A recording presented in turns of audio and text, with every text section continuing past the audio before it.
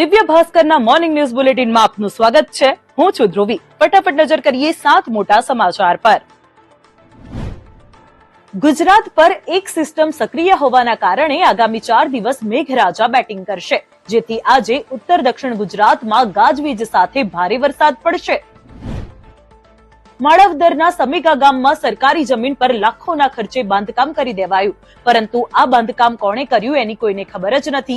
આ અંગે પૂર્વ સરપંચે લેન્ડ ગ્રેબિંગની ફરિયાદ નોંધાવતા તંત્રએ તપાસ કરી તો સામે આવ્યું કે આ ગેરકાયદેસર બાંધકામ કોણે કર્યું એ ખબર ન હોવા છતાં પંચાયત દ્વારા ગેરકાયદે બાંધકામનો કમ્યુનિટી હોલ તરીકે ઉપયોગ કરવા માટેનો ઠરાવ કરાયો છે.